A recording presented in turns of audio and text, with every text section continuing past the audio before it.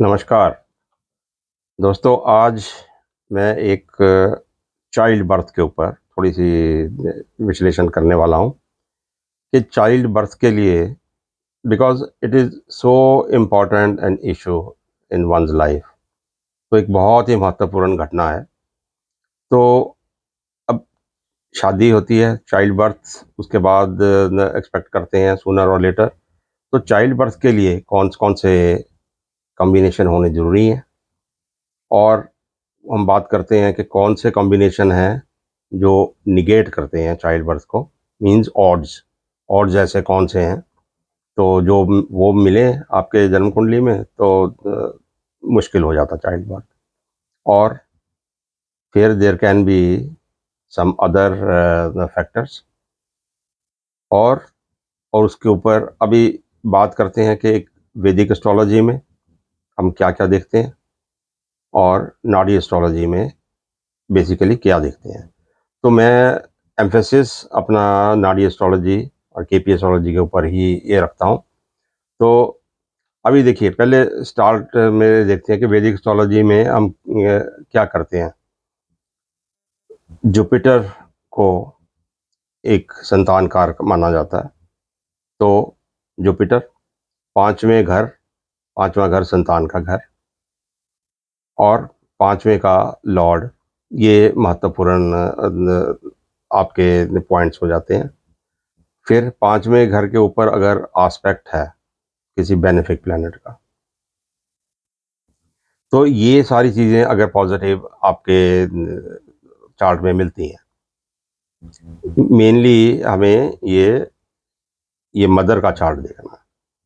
क्योंकि बच्चा पैदा होगा तो मदर के थ्रू होगा, तो मदर के चार्ट में इज मोर इम्पोर्टेंट। तो पांचवा घर, पांचवें घर में कोई आपका मेलेफिक नहीं बैठा हो, नंबर वन। नंबर टू, कोई बेनिफिक बैठा हो। नंबर थ्री, कोई बेनिफिक आस्पेक्ट हो पांचवें घर के ऊपर। और पांचवें का लॉर्ड किसी बुरे घर में नहीं बैठा हो, छठे आठवें बारहवें में नहीं बैठ रहा हो। तो बेसिकली हम इनको बोलते हैं कि ये पॉजिटिव फैक्टर्स हैं। तो ये हमें मिलता है। तो डिपेंडिंग ऑन द दशा भुक्ति कब आती है, कब किसका एस्पेक्ट आता है, तो हम अपना टाइम ऑफ बर्थ या टाइम ऑफ कंसेप्शन निकाल सकते हैं। अब देखिए, ये तो रहे पॉजिटिव फैक्टर। फिर देखिए, मैं थोड़े से ऑड्स आपको बताता हूँ जो नॉर्मली कोई जोशी देखेगा आपके चार्ट में कि ये आपके ऑड्स हैं, तो ये पड़े हुए हैं, तो ये एक तरह से निगेट करता है, थोड़े से चांसेस कम करता है। तो जैसे हम अक्सर देखते हैं कि जुपिटर को असेस करने का एक तरीका है, तो जुपिटर जहाँ जिस घर में बैठता है वहाँ का थोड़ा सा हानि करता है, रिजल्ट्स को स्लो करता है या निगेट करता है, डिनाई करता है। तो जुपिटर का पांचवें स्थान में बैठना तो एक तरह के संतान के लिए ये थोड़ा सा नेगेटिव फैक्टर गिना जाता है। फिर एक आता है कि कोई नेगेटिव एस्पेक्ट है। अब शनि का एस्पेक्ट है, अगर शनि का एस्पेक्ट आपके फिफ्थ हाउस के ऊपर है, नेगेटिव मेलेफिक्स का, तो हम बोलते हैं कि ये नेगेटिव काम होने वाला है, चाइल्ड बर्थ के लिए इट्स नेगेटिव। फिर पांचवें घर में राशि भी देखते हैं कि राशि कौन सी पड़ी हुई है। अगर वो बैरन साइन है, तो बैरन साइन है तो बोलते हैं जैसे एक है, पाँच है, छः है, तीन है, तो ये बैरन साइंस हैं, तो बोलते हैं जी अभी कंसेप्शन इनके यहाँ नहीं हो सकती। तो ये ऑड्स हो गए।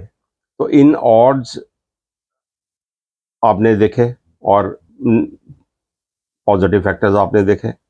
अब देखिए कि पॉजिटिव आपके ज़्यादा हैं या नेगेटिव ज़्यादा हैं, कौन सी दशा भुक्ति में क्या होता है। अब किसी चार्ट में अगर देखिए कि आपको केपी ने या नाड़ी के हिसाब से हम देखते हैं कि हमें दशा भुक्ति में जाके हमें 2 5 11 5 11 2 11 ये हमें 5 एक प्राइम नंबर है चाइल्ड बर्थ का, संतान का। तो 5 हमें मिलना चाहिए। 5 के साथ 2 है, 5 के साथ 11 है, 5 अकेला है, तो भी चांसेस आर देयर। तो ये हमें दशा भुक्ति अंतर में मिलने चाहिए, जिस पीरियड में हमें ये मिलते हैं तो उस पीरियड में आपका कंसेप्शन का टाइम बन जाता है। ये तो बड़ा साफ सुथरा सा नाड़ी एस्ट्रोलॉजी में, केपी एस्ट्रोलॉजी में बड़ा साफ सुथरा तरीका है। जबकि वैदिक एस्ट्रोलॉजी में हम देखते हैं, अभी संतान के लिए सप्तांश देखोगे आप, अभी इस जन्म पत्री में जन्म कुंडली में नहीं मिलता तो सप्तांश में ढूंढेंगे। अब ये फैक्टर्स मैंने नेगेटिव जो आपको बताए हैं, कोई बेनिफिक एस्पेक्ट ना हो तो उस केस में बड़ा मुश्किल हो जाता है डिसाइड करना। तो अभी मैं एक और फैक्टर आपको बताता हूँ कि एक डिवाइन हेल्प कभी मिलती है इंसान को। I have also talked about that कि 5th और 9th का अगर एक्सचेंज हो जाता है, 5th लॉर्ड 9th में, 9th लॉर्ड 5th में, and Jupiter being one of them, तो क्योंकि संतान कारक है, तो ये एक आपके लिए डिवाइन हेल्प का काम करता है। आपको नेगेटिव फैक्टर्स भी मिलते हों तो भी अकेला जुपिटर अगर आस्पेक्ट कर रहा है या इस एक्सचेंज में बैठा हुआ है तो इन मोस्ट केसेस संतान की उत्पत्ति होती है। तो अभी मैं आपको एक चार्ट दिखाता हूँ जिसमें ये सारी चीज़ें मैं आपको एक्सप्लेन करूँगा कि कैसे कैसे ये उसमें ऑड्स प्रेजेंट हैं, कैसे उसमें फेवरेबल कॉम्बिनेशन है, और कब कंसेप्शन होता है और कब जाके चाइल्ड बर्थ होता है। तो अभी मैं I just put you through the chart. अब ये चार्ट देखिए आपके सामने, ये एरीज लगन का चार्ट है। तो लगन में चंद्रमा है।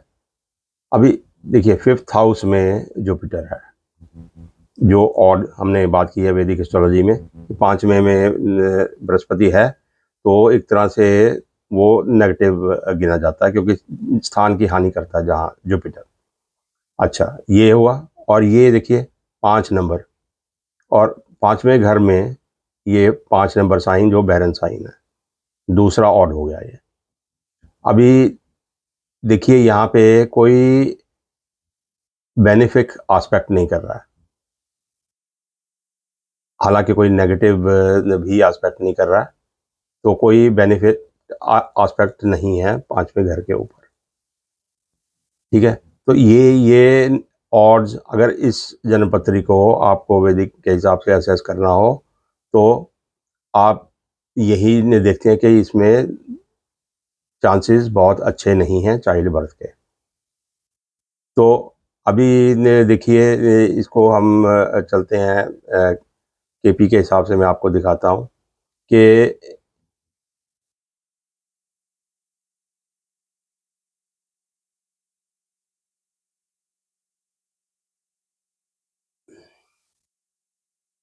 अभी 2023 जनवरी जनवरी 2023 जनवरी 2023 में इस लड़की की राहु, सन और केतु, राहु, सन और केतु की दशा चल रही थी। और राहु में आप देखिए ये 5 9, ये प्लेनेट में 5 9 दिखा रहा है।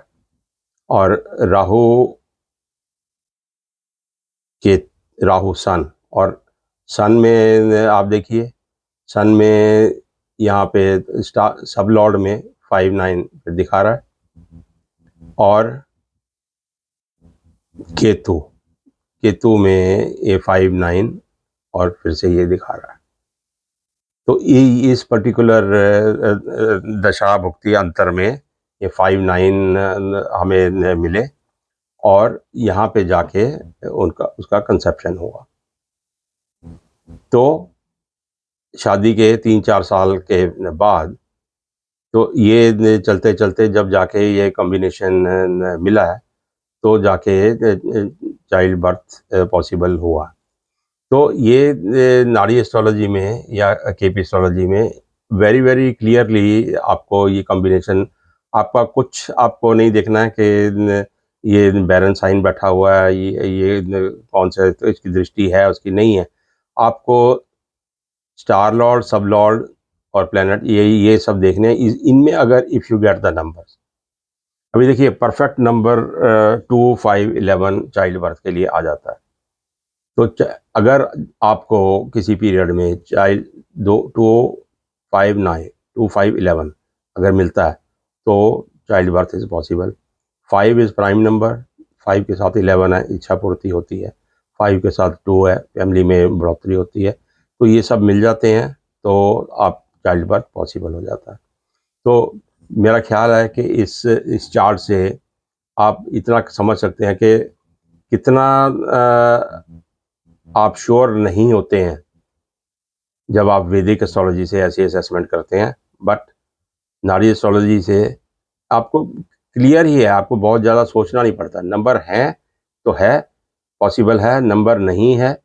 अब उसका नेगेटिव नंबर अगर आपको साथ में मिल जाते हैं तो आपको फिर वे करना पड़ जाता है कि अगर देखिए 5 और 11 अगर आ जाते हैं, 5 और 11, तो वहाँ पे ये नेगेटिव पॉजिटिव नंबर है। केतु में आप देखिए 4 और 10 भी है चाइल्ड बर्थ के लिए, 1, 4, 10, 1, 4, 10 भी है, बट 5, 9, 5 हालांकि 9 का कोई डायरेक्ट लिंक नहीं है, बट 5 के साथ 9 है तो एक तरह की ये डिवाइन हेल्प होती है। ये 5, 9, 5, 9, 5, 9 पड़े हुए हैं। और एक सबसे बड़ी बात जो इसमें आपको मैं बताऊं, जो लागू कहीं भी होती है, किसी भी आप सिस्टम से जन्मपत्री को असेस करें, तो 5th लॉर्ड 9th में, 9th लॉर्ड 5th में। यहाँ पे देखिए 5th का लॉर्ड 9th में पड़ा हुआ है, सन, और 9th का लॉर्ड जुपिटर 5वें में पड़ा हुआ है। तो ये एक्सचेंज एक तरह की डिवाइन आपको हेल्प देता है। एंड मेरे हिसाब से एक तो केपी के हिसाब से नंबर आपको साफ मिल गए, वो भी 5, 9 मिल रहे हैं, और ये जो डिवाइन हेल्प का कॉम्बिनेशन आपको मिला है यहाँ पे, तो इसकी वजह से संतान वाज पॉसिबल। तो आप देखिए, आप जिस मर्जी सिस्टम को फॉलो करिए, बट ये इसको इनकॉर्पोरेट अगर करते हैं तो आपकी प्रोडिक्शन ज़्यादा सही होती हैं, आपको डेट एंड टाइम परफेक्ट मिल जाता है। उम्मीद है ये आपको थोड़ा सा क्लैरिटी मिली होगी चाइल्ड बर्थ के ऊपर फ्रॉम दिस चार्ट।